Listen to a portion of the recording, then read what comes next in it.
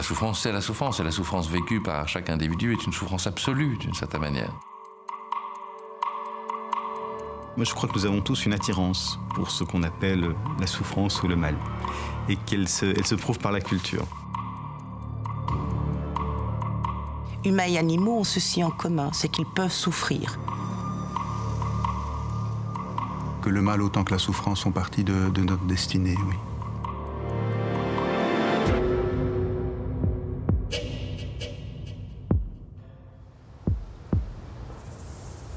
Si l'on devait chercher un symbole à la souffrance, à la cruauté et au chaos qui accompagnent la destinée humaine, ce pourrait être le fort de Brendank, qui illustre dramatiquement l'une des pires expressions du mal au XXe siècle. Quand on parcourt les couloirs froids humides de ce camp de concentration nazi, on ne peut s'empêcher de penser que la souffrance a régné, ici, en maître. Pourtant, ce fort ne fut qu'un exemple parmi tant d'autres du règne de la souffrance absolue, des massacres cambodgiens au génocide du Rwanda, des réfugiés qui se noient dans la Méditerranée, aux attentats suicides. Pourquoi l'humain, capable des plus hauts faits de civilisation et des actions les plus héroïques, est-il tout aussi susceptible à semer la mort, la torture et la cruauté? Je crois que personne ne s'imagine vraiment, ne se revendique vraiment génie du mal. Même les gens qui font des choses horribles, même Hitler, même Staline, même les djihadistes qui mettent des bombes dans le métro, croient agir, même si c'est choquant à dire d'une certaine manière, croient agir dans une logique du bien. Ils s'inventent un récit dans lequel ceux qui font a une justification, une légitimité. Généralement parce qu'ils s'inventent ou ils se désignent un ennemi qui les sépare d'un objectif et qui est un danger mortel pour eux. Donc les crimes ne se réclament jamais du mal comme tel, hein. Il y a toujours un projet qui se réclame du bien. Que ce soit la purification de la race, que ce soit toutes sortes de justifications idéologiques, mais les justifications idéologiques présentent toujours une fin qui est la fin du bien, ce que Grossman appelle le au nom du bien. Donc au nom du bien, on peut évidemment commettre les pires crimes. D'une manière plus générale, hein, nos comportements sont quand même toujours régis par l'anticipation des conséquences de nos comportements. Et c'est Girard, dans la théorie sur la victime émissaire, qui propose l'idée que finalement c'est ce qu'il appelle la mimésis d'appropriation, hein, cette envie de posséder ce que l'autre a, qui fait que progressivement nos sociétés sont amenées à transgresser, sont amenées à se combattre au niveau des individus qui composent le groupe, parce qu'il y a cette volonté de s'approprier ce que l'autre a. Un simple regard sur le siècle précédent, le XXe siècle des horreurs, ayant connu 2 guerres mondiales, la naissance des camps d'extermination et différents génocides, nous plonge dans l'incompréhension et l'effroi. Par quel mécanisme mystérieux l'humain peut-il se transformer en démon ou en sage, en crapule ou en héros? Voilà, donc on voit par exemple une société extrêmement civilisée, pacifique et paisible, pouvant basculer en quelques semaines ou en quelques mois et exprimer de cette façon des comportements du mal, c'est-à-dire la torture, le viol, l'incendie, la souffrance, qui n'ont rien à voir avec l'acte de guerre, qui est celui de la conquête ou de la domination. Et on va voir tous ces actes commis par des gens qu'on aurait cru incapables de cela. La souffrance de l'autre nous sert de baromètre parce que nous vivons dans un monde postmoderne qui n'a plus de boussole du bien. On a une boussole du mal depuis la Seconde Guerre mondiale, qui est de dire, alors, il n'y a plus d'idéologie clé sur porte qui puisse être crue à 100%, ni les idéaux de gauche, ni les idéaux libéraux ne semblent apporter de solutions miracles pour la préservation de la vie. Mais on sait tout de même qu'il y a une boussole du mal, qui est que quand un État se met à exterminer une partie de sa population sur une base précise et qu'il y met en plus des moyens industriels, il y a un problème.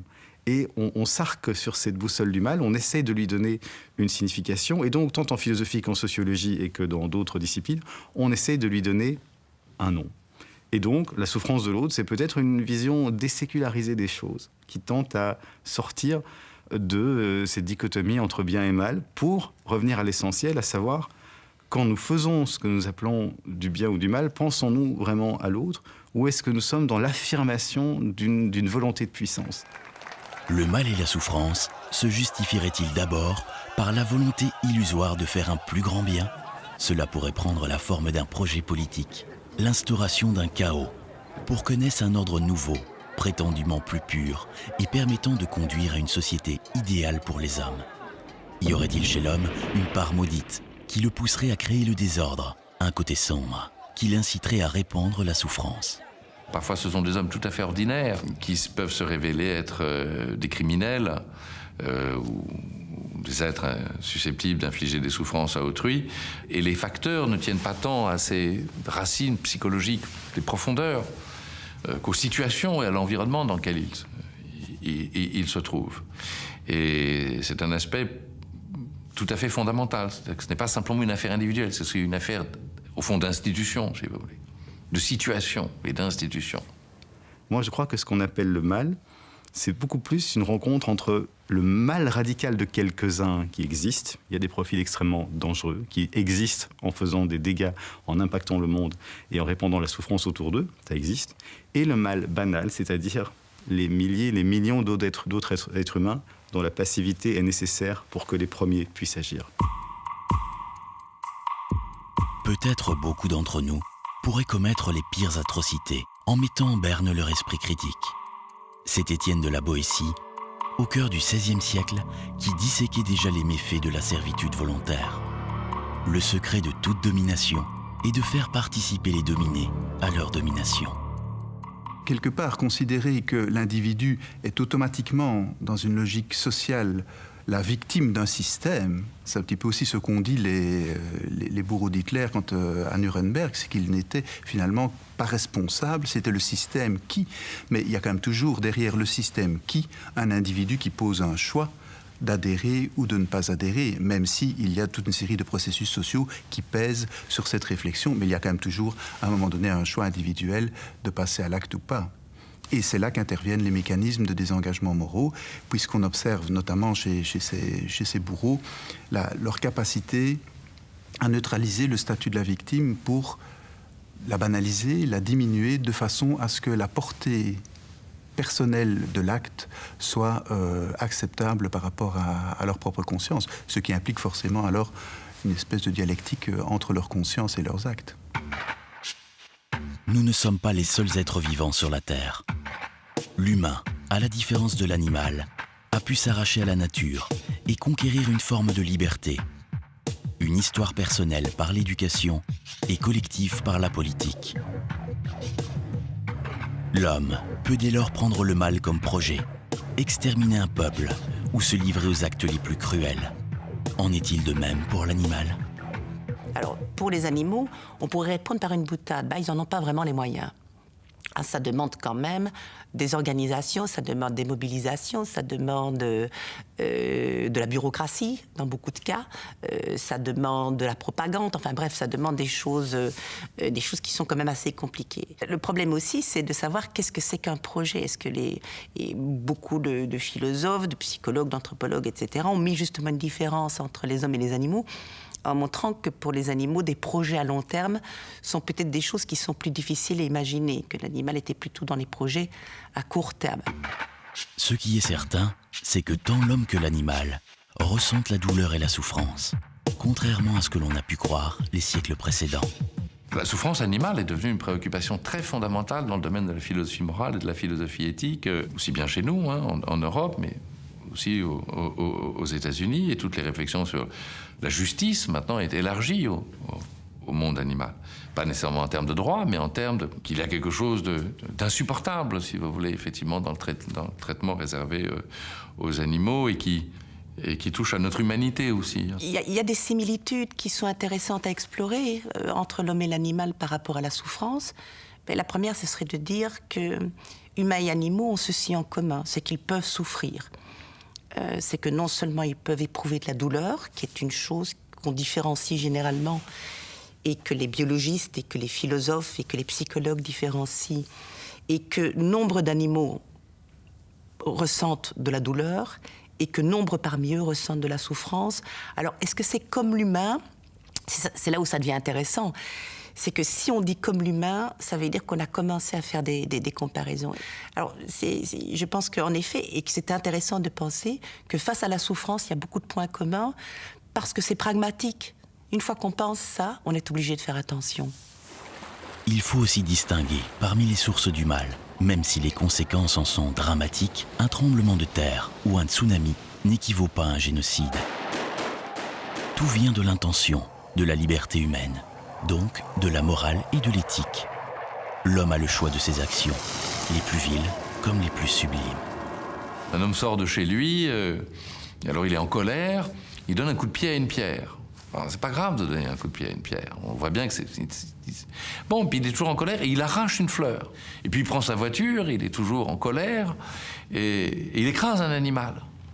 Et c'est pas la même chose, évidemment, d'écraser un animal que d'arracher une fleur, qui n'est pas tout à fait la même chose que de donner un coup de pied dans une pierre. Et puis il continue et il renverse un cycliste sur la route. Et c'est encore autre chose que de tuer simplement un animal. La gravité, si je puis dire, n'est peut-être pas la même, évidemment. Mais ça ne veut pas dire que c'est simplement lorsqu'on a touché à un être humain que ça devient significatif. Ça l'était déjà avant. Ces comportements proviennent souvent de situations historiques ou d'institutions qui légitiment ces actions. La souffrance peut aussi provenir de personnalités pathologiques, où la part maudite de l'humain peut rencontrer le mal absolu. Le génocide au Rwanda est à cet égard une tragédie emblématique. Le génocide, c'est une entreprise d'extermination froide. C'est un travail prémédité, planifié, qui se fait avec très peu de sentiments. C'est un assèchement de la vie. C'est beaucoup plus un assèchement qu'un débordement. La guerre, c'est le débordement. Débordement de la peur, débordement de la vengeance, débordement c'est une surexcitation permanente. Le génocide, c'est exactement le contraire. Le génocide, on se retrouve le matin pour aller tuer à la machette de 8h à 15h et on rentre chez soi. De même qu'on envoie des gens dans des convois en train pour Auschwitz, Srebrenica, Sobibor, etc.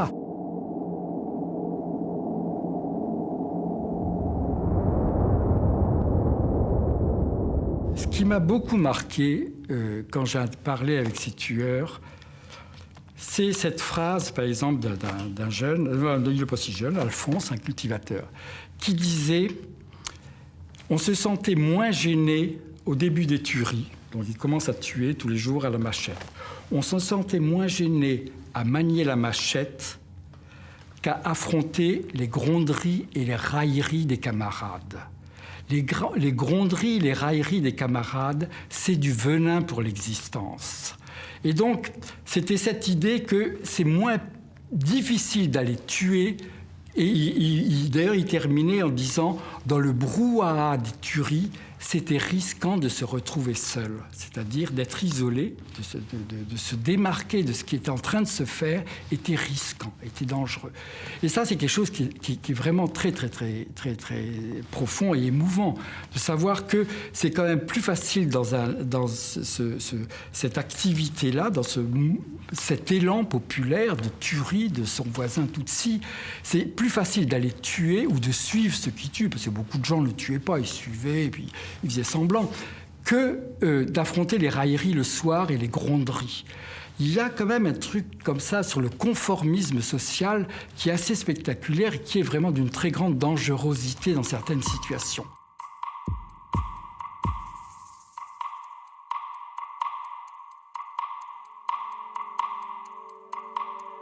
Le conformisme social tient également une place importante dans les territoires de la souffrance. C'est à Jérusalem, lors du procès du nazi Adolf Eichmann, qui avait organisé administrativement l'extermination des Juifs pendant la guerre, que la philosophe Hannah Arendt, qui assistait au procès, a parlé de banalité du mal.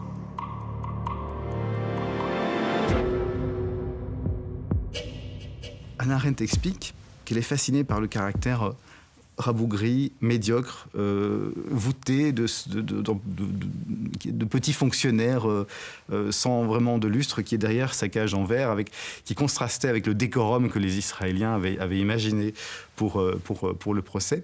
Et elle déclenche une polémique en expliquant, mais au fond, C'est ça le danger, c'est ça la banalité. C'est-à-dire que sans la guerre, il est possible qu'Eichmann n'ait pas fait la même carrière de criminel. Ça n'excuse en rien, mais c'est interpellant. Comment est-il possible que des volontés aussi faibles et serviles se retrouvent embrigadées là-dedans? Ce qui est terrifiant, c'est ça, c'est la banalité du mal.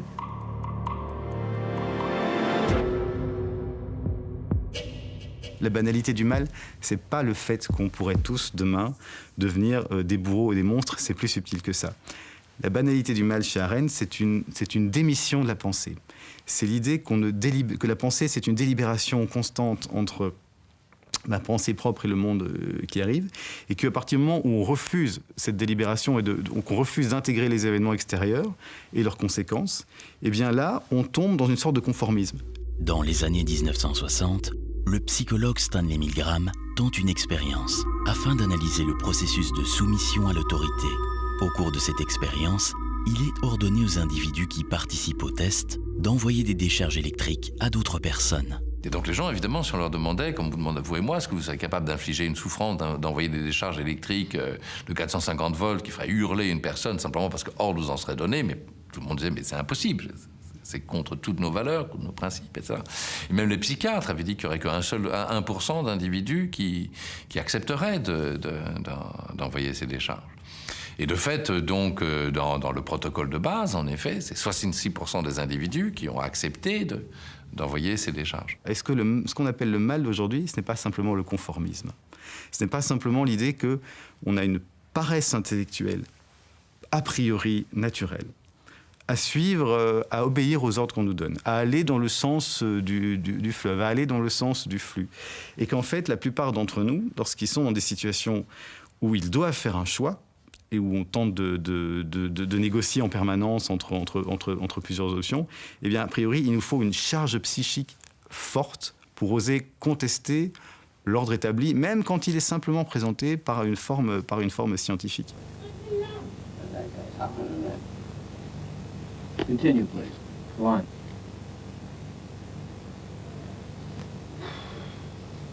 There's a lot of them here. They got a heart condition there. You want me to go? Just continue, please.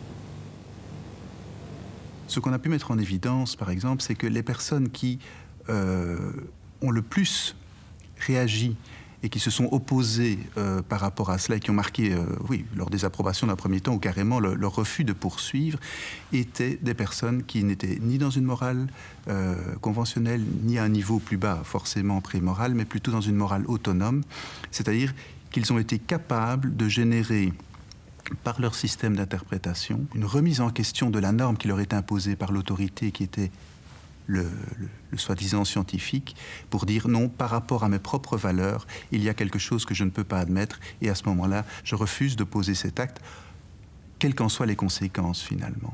Mais ce niveau de développement, malheureusement, fort peu atteint dans la population, la plupart des personnes étant dans une logique conventionnelle. Please continue, teacher. I know, I keep giving them shocks. Continue, I'm please. up to 390. Continue, please. Something's happened to that man in there. Nice one, gold, dollar necklace, moon, paint. Something's happened to that man in there. You better check in on him, sir. He won't answer me or nothing. Please continue. Go on, please. You accept all responsibility? The responsibility is mine, correct. Please go on. Il souffrait, il y avait une vraie souffrance, il était angoissé, une vraie anxiété, etc. Et néanmoins, il résolvait, comme le dit Milgram, le dilemme entre leur conscience et l'autorité en faveur de l'autorité, parce qu'ils étaient en quelque sorte piégés par la situation. Par conséquent, on ne se rend pas compte, si vous voulez, à quel point il y a certaines situations qui exercent des contraintes extrêmement lourdes. Alors, ce n'est pas des nécessités, on peut toujours dire non, mais qui sont extrêmement lourdes, auxquelles il est difficile d'échapper. Quelqu'un de radical, quelqu'un d'extrémiste, qu'il soit extrémiste d'une religion, de gauche, de droite, peu importe, c'est quelqu'un qui pense qu'on peut se baigner 2 fois dans le même fleuve. C'est quelqu'un qui pense qu'on peut modeler le reste du monde à l'image de ce qui est dit dans un livre sacré ou dans la parole d'un idéologue ou d'un philosophe de génie. Et je pense que la vraie difficulté, c'est ça, c'est que nous avons des cerveaux humains qui ne sont pas faits pour supporter trop de contingences. parce que nous avons besoin de nécessité, nous avons besoin d'idéologie, nous avons besoin que tout ait un sens. Et là où il n'y a pas de sens, on a une tendance à en inventer et à surcompenser.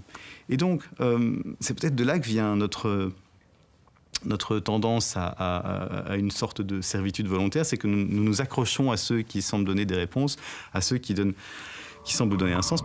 Comment interpréter cette négation d'autrui ? Depuis des millénaires, théologiens, savants, philosophes tentent de déchiffrer l'énigme de l'homme. Les explications les plus subtiles ont été avancées. Des situations historiques aux personnalités perverses, du dessein d'un Dieu à l'édification d'un monde parfait. L'histoire bafouille sous des formes différentes. À partir du moment où on estime que la souffrance de l'autre, l'existence de l'autre, la vie de l'autre compte moins que une affirmation d'identité, compte moins que l'affirmation d'une volonté de puissance, même au sens nietzschéen, là je crois qu'on a quelque chose qui peut être appelé de manière moderne un mal radical. Et donc là, il y a quelques personnes qui, je pense, sont extrêmement peu nombreuses, qui se sentent inspirés, portés parfois religieusement aussi, mais aussi parfois par une idéologie, et qui estiment qu'ils ont un rôle à jouer dans l'histoire.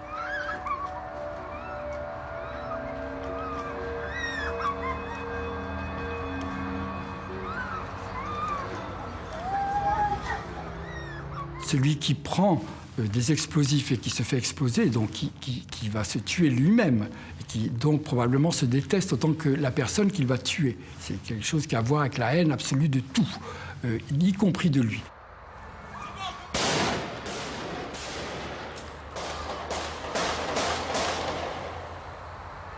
Mais ce qu'il y a au-delà de ça dans la logique djihadiste, parce qu'il y a d'autres formes de terrorisme, mais en tout cas dans celle-là, c'est qu'on observe un sentiment général de frustration, de privation relative, qui permet à ces jeunes de construire une signification, finalement, par rapport à des comportements, par rapport à des stimulations qui viennent de l'environnement. Et c'est dans ce sens-là qu'ils vont progressivement être fascinés par une cause, qui va amener progressivement ce jeune à tendre vers une idée. Et en tendant vers cette idée, il va également déjà mettre en place les mécanismes qui vont lui permettre de se désengager et de légitimer le passage à l'acte violent comme une réponse acceptable par rapport à cette posture victimaire qui résulte de la victimisation qui était la sienne.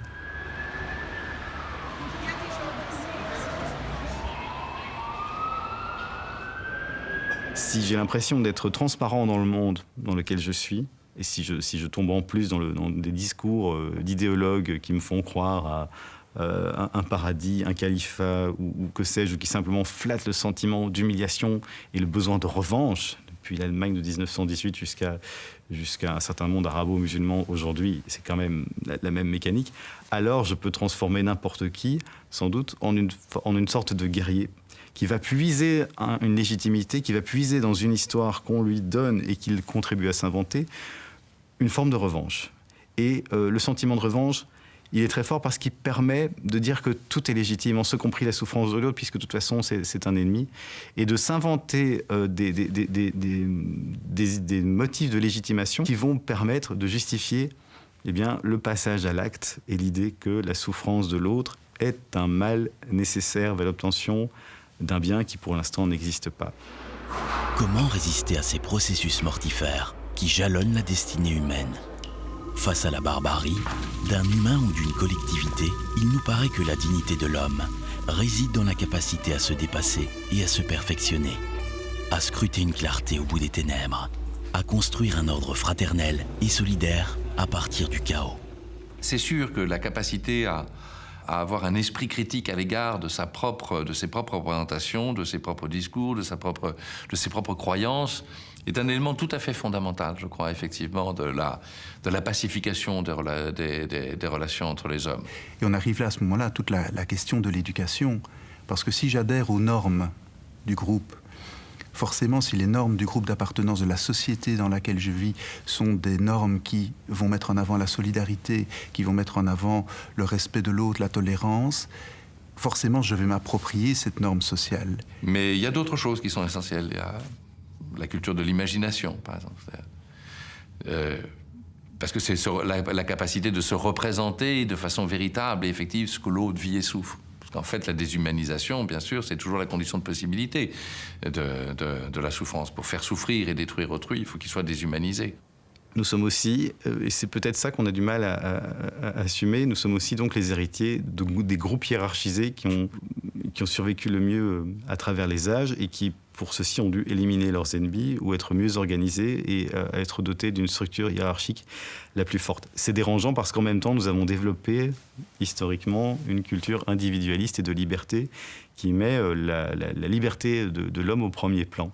Et je pense qu'on est tous un peu schizophrènes parce que nous devons gérer ces deux facteurs. Nous trouvons de l'épanouissement à la fois dans le développement de nos facultés propres et dans la reconnaissance de notre plus-value dans un groupe. Si le mal et la souffrance sont un défaut de conscience, alors il faut sans relâche élargir nos esprits, retrouver le sens de l'idéal et de l'utopie, rétablir l'humilité, l'égalité et la convivialité. La souffrance et le chaos ne sont pas des fatalités. Nous pouvons conjurer notre part d'ombre afin de devenir pleinement humains. Ni ange, ni démon, ni saint, ni salaud.